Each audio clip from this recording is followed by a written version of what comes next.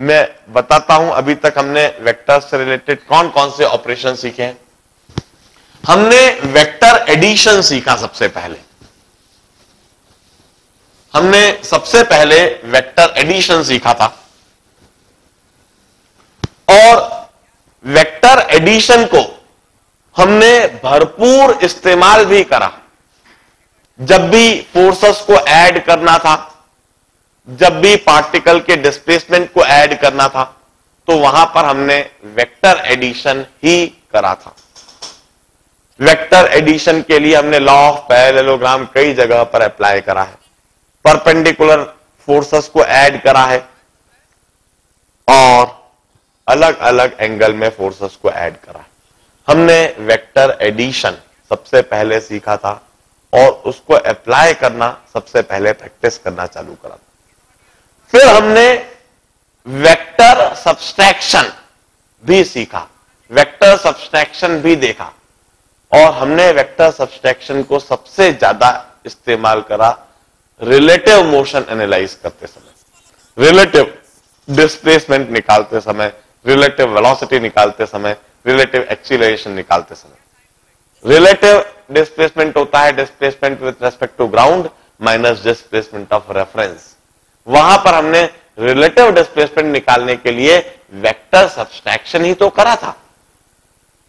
फिर इसके बाद में हमने डॉट प्रोडक्ट ऑफ वेक्टर्स सीखा।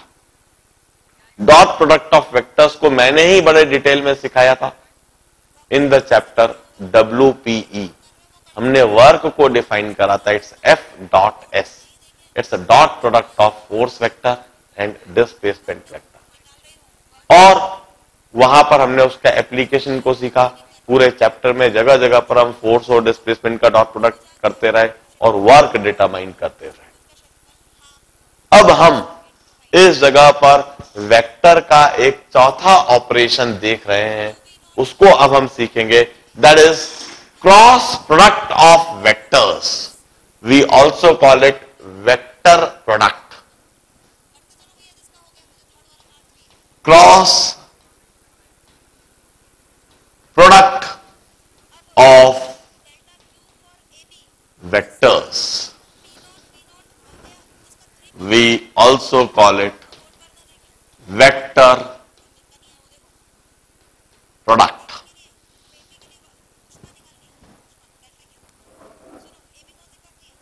We used to say cross product of two vector quantity. Cross product of two vector quantities is a third vector quantity. Cross product of two vector quantities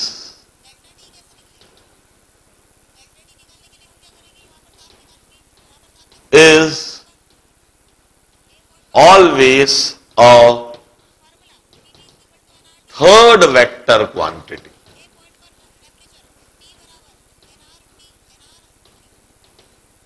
दो vector quantity का जब cross product करा जाए तो हमें जो तीसरी quantity मिलती है वह भी हमेशा एक वेक्टर क्वांटिटी होती है। It's denoted like this, A cross B।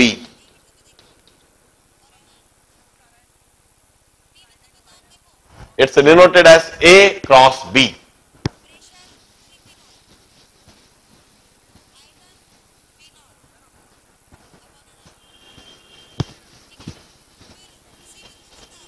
Here we have got vector A and here we have got vector B. They are at an angle of theta.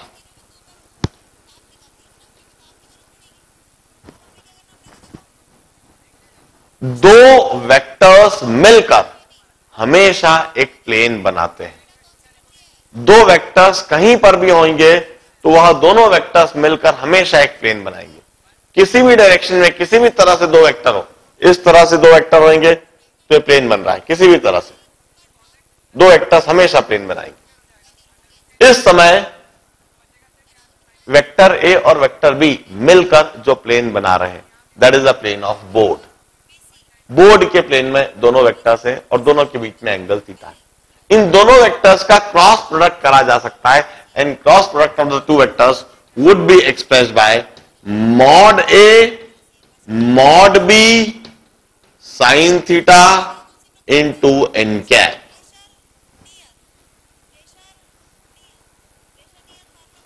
Mod A mod B sin theta into n cap. Mod A means magnitude of vector A. Mod B means magnitude of vector B. And here we have got sine of angle between the two vectors. And n cap suggests us the direction of the third vector. We used to say mod A, mod B, sin theta gives us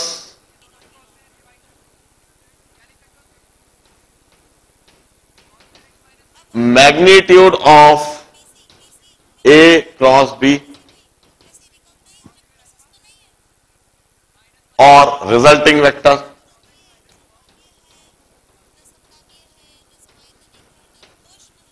जो resulting vector रहेगा उसका magnitude होता है mod A mod B sine theta, while n cap gives us the direction of resulting vector और A cross B। अब ये N cap की direction क्या होती है जरा समझे। N cap is once again n cap is always perpendicular to plane formed by vector A and vector B and given by right hand thumb rule. N cap is always perpendicular to plane of vector A and vector B given by right hand thumb rule.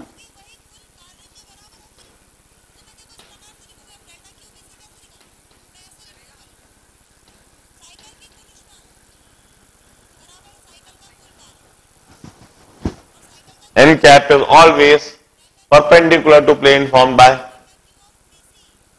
मतलब vector A और vector B जो plane बना रहे हैं that is the plane of board, हम कहेंगे N cap would be perpendicular to plane of board. N cap जो होगा वो बोर्ड के प्लेन के परपेंडिकुलर होगा। उसकी एग्जैक्ट डायरेक्शन क्या होगी, इनटू द बोर्ड या आउटवर्ड द बोर्ड। उसकी एग्जैक्ट डायरेक्शन समझने के लिए हम कहते हैं right hand thumb rule apply करें। सीधे हाथ की उंगलियों को वेक्टर ए से वेक्टर बी की तरफ घुमाएं। यदि सीधे हाथ की उंगलियों को आप वेक्टर ए से वेक्टर बी की तरफ घुमाएंगे तो जो थंब है that would give the direction of A cross B. A cross B will have direction outward the board. A cross B will have the direction outward the board. हम कहते हैं ए cross B यदि करा जाए तो इसका direction outward the board होगा। अब जरा बी क्रॉस ए करें तो क्या होगा, बी क्रॉस ए। हम कहते हैं बी क्रॉस ए का मैग्नीट्यूड तो वही का वही रहेगा, mod A mod B sine theta, angle वही का वही है, मगर डायरेक्शन उलट जाएगा। बी क्रॉस ए यदि करा जाए तो हम सीधे हाथ की उंगलियों को बी से ए की तरफ घुमाएंगे। यदि सीधे हाथ की उंगलियों को बी से ए की तरफ घुमाएंगे तो हमारा अंगूठा इनटू द बोर्ड होगा। मतलब B cross A would be always opposite to A cross B. It's minus of A cross B.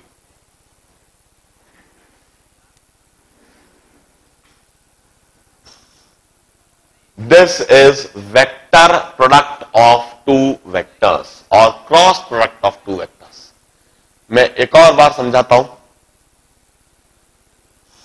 फिर मैं इसको इधर अप्लाई करना सिखाऊंगा। इनफैक्ट पूरे रोटेशनल चैप्टर में हम जगह जगह पर वेक्टर प्रोडक्ट समझेंगे। पूरा रोटेशनल चैप्टर वेक्टर प्रोडक्ट पर ही चलता है। कम से कम 500 बार आप वेक्टर प्रोडक्ट करोगे। ये अभी मैं समझाना चालू कर रहा हूं, क्लास ही क्लास में कम से कम 50 बार समझाऊंगा अलग अलग जगह पर कि इधर वेक्टर प्रोडक्ट देखिए कैसा है कैसा है। बहुत ज्यादा एकदम से लोड मत लो, समझने की कोशिश करो धीरे धीरे करके। अपने आप जैसे जैसे चैप्टर आगे बढ़ेगा परफेक्टली समझ में आता जाएगा। देखिए मैं समझा क्या रहा हूं, वेक्टर क्वांटिटीज में तरह तरह के ऑपरेटर्स इस्तेमाल होते हैं। Addition of vector, subtraction of vector, product of vectors. Addition of vectors को आपने दो वेक्टर्स को ऐड करने के लिए और रिजल्टिंग वेक्टर को डिटरमाइन करने के लिए इस्तेमाल करा था। सब्सट्रैक्शन ऑफ वेक्टर्स को आपने relative velocity, relative displacement, relative acceleration determine करने के लिए आपने सब्सट्रैक्शन ऑफ वेक्टर्स सीखा था। डॉट प्रोडक्ट ऑफ वेक्टर्स को आपने वर्क डिटरमाइन करने के लिए, वहां पर आपने डॉट प्रोडक्ट इस्तेमाल करा, वहां पर वह चीज सीखी। और इस चैप्टर में आप वेक्टर का एक नया ऑपरेशन, एक नया ऑपरेटर देख रहे हैं जिसे हम कह रहे हैं क्रॉस प्रोडक्ट ऑफ वेक्टर्स। इसे हम क्या है, वेक्टर प्रोडक्ट भी कहते हैं। दो वेक्टर्स का वेक्टर प्रोडक्ट करा जा सकता है, वेक्टर ए और वेक्टर बी। ये दोनों दो वेक्टर हैं। एक सबसे पहला पॉइंट, दो वेक्टर मिलकर हमेशा एक प्लेन बनाएंगे, सिर्फ एक प्लेन बनाएंगे किसी भी तरह से रखे हुए। अभी जो मैंने प्लेन बनाया that is a plane of board. I mean to से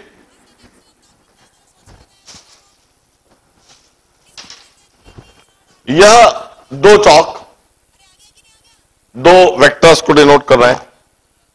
ये दो चौक को मैं ऐसे रख दूंगा तो ये प्लेन ऐसे बन रहा है, ऐसे रख दूंगा तो ये प्लेन ऐसे बन रहा है,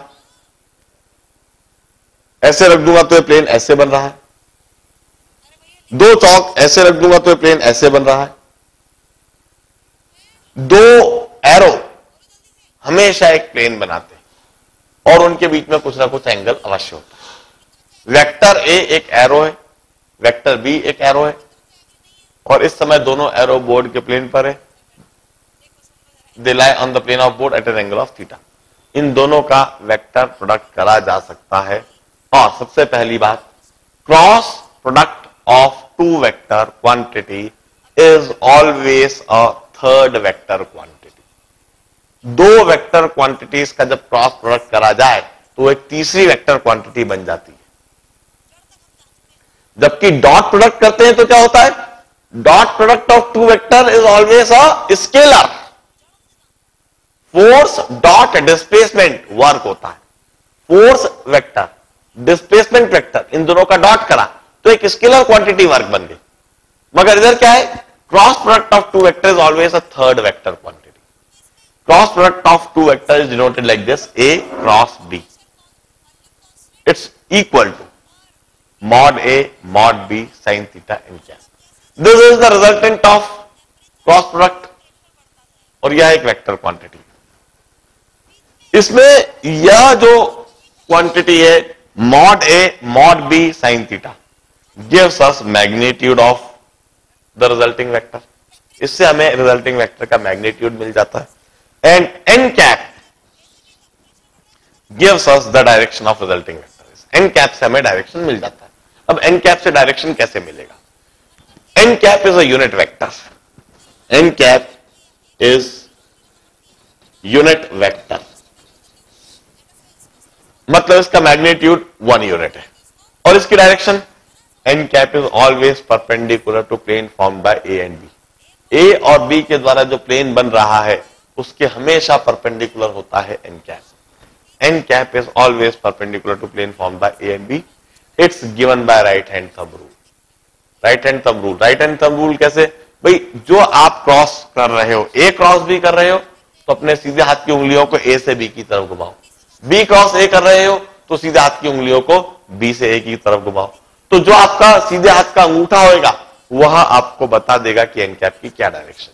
यदि ए क्रॉस बी करूंगा तो N cap outward the board होएगा, और बी क्रॉस ए करूंगा तो N cap into the board होएगा। मतलब ए क्रॉस बी और बी क्रॉस ए का मैग्नीट्यूड तो सेम होएगा मगर डायरेक्शन अपोजिट होएगी। इसलिए मैं यह भी लिख सकता हूं A cross B is equal to minus of B cross A. This is vector product of two vector quantities. अब मैं समझाता हूं मेरे इस रिलेशनशिप को। dl is equal to D theta cross r. देखिए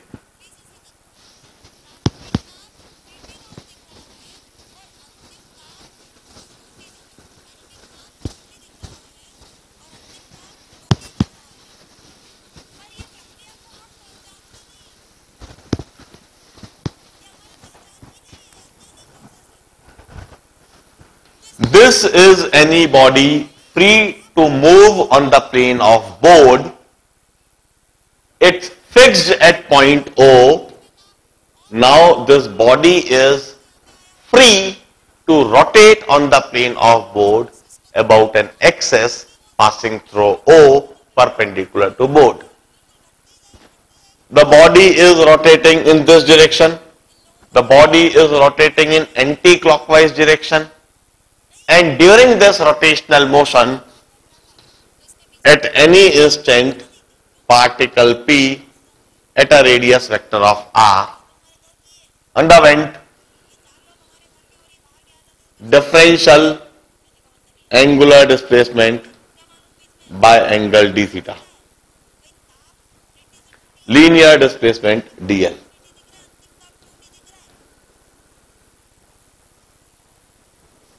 This is angular displacement, this is radius vector, and this is linear displacement. अब सबसे पहले हम एंगुलर डिस्प्लेसमेंट वेक्टर का डायरेक्शन समझ लें। एंगुलर डिस्प्लेसमेंट वेक्टर का डायरेक्शन समझने के लिए बॉडी जिस डायरेक्शन में रोटेट कर रही है उस डायरेक्शन में हम सीधे हाथ की उंगलियों को घुमाते हैं। Angular displacement vector outward the board. This is the direction of angular displacement vector outward the board. Angular displacement vector board के बाहर की तरफ। अब हम समझ लें रेडियस वेक्टर की डायरेक्शन क्या है। Radius vector have got direction along the plane of board. First of all, understand that angular displacement vector and radius vector, the two vectors are perpendicular to each other.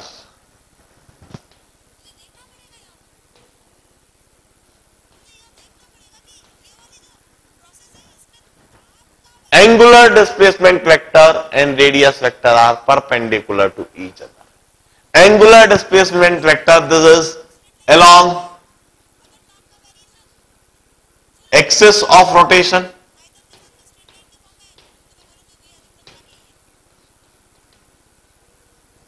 and radius vector is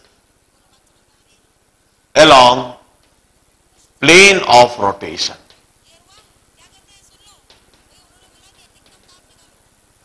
और यह बात मैं पहले ही बता चुका हूं, axis of rotation is always perpendicular to plane of rotation. Means angular displacement vector और radius vector हमेशा perpendicular है। दोनों के बीच में एंगल 90 डिग्री होगा। अब dl vector displacement linear displacement vector की डायरेक्शन भी देख लो। This along the motion of particle. Now let's check the validity of this equation. हम कहते हैं dl vector should be written as mod of d theta vector mod of radius vector into sin theta into n cap.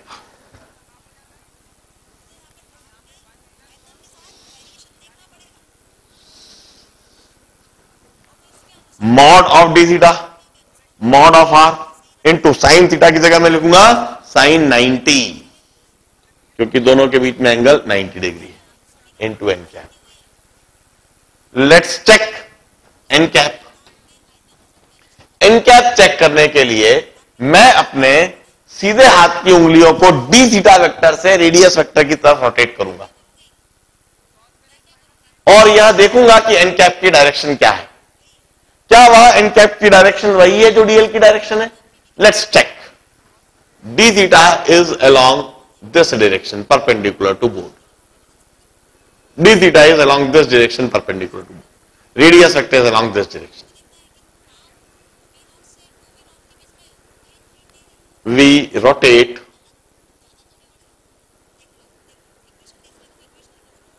fingers of our right hand from d theta vector to radius vector. Rotate along this direction. And n cap is observed to be along this. And it's same as dl, the direction of dl vector. जो dl की direction है वही मुझे N cap की direction दिख रही है।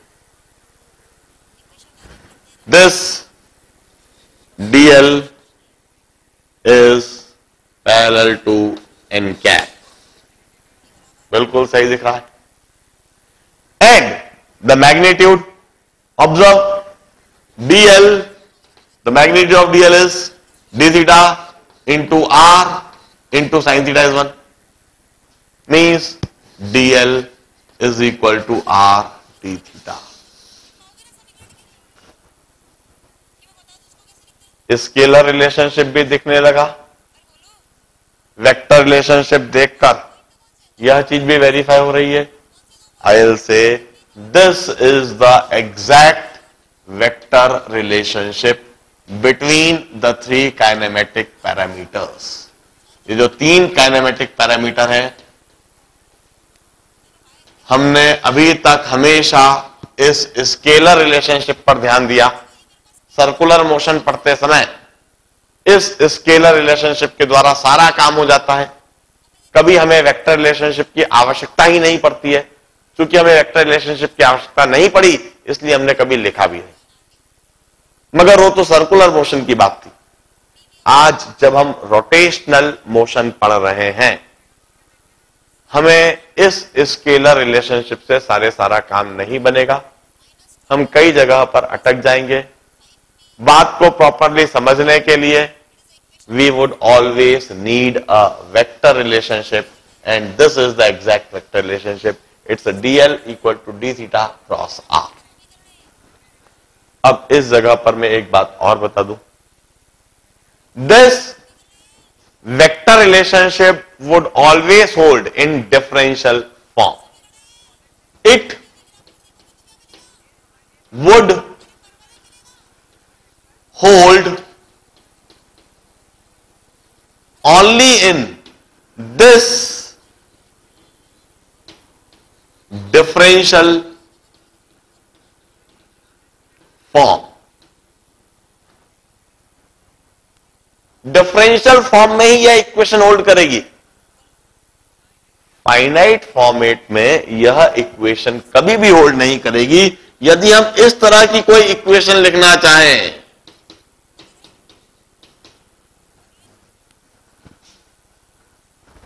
इधर मैंने डिफरेंशियल डिस्प्लेसमेंट लिखा, यदि मैं फाइनाइट डिस्प्लेसमेंट लिखूं, फाइनाइट एंगुलर डिस्प्लेसमेंट लिखूं और यह रेडियस वेक्टर लिखो, this equation never hold, it never hold.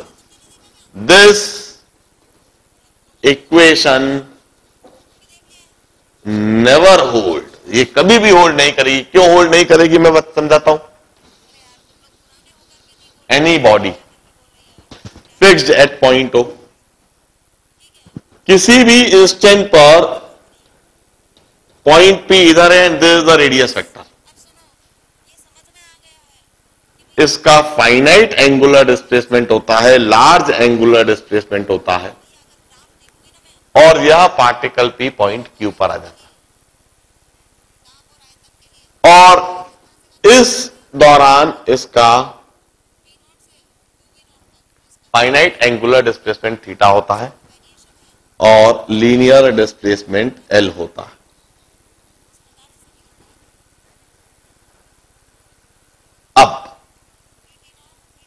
सबसे पहली बात, during this finite angular displacement radius vector would never remain constant. Radius vector का मैग्नीट्यूड भले ही कांस्टेंट रहे, मगर डायरेक्शन कांस्टेंट कहां है? इनिशियली रेडियस वेक्टर इस डायरेक्शन में है, कुछ समय के बाद रेडियस वेक्टर का यह डायरेक्शन हो जाएगा, कुछ समय के बाद रेडियस वेक्टर का यह डायरेक्शन हो जाएगा, और कुछ समय के बाद यह डायरेक्शन हो जाएगा। रेडियस वेक्टर का मैग्नीट्यूड भले ही कांस्टेंट है, मगर डायरेक्शन कांस्टेंट कहां है?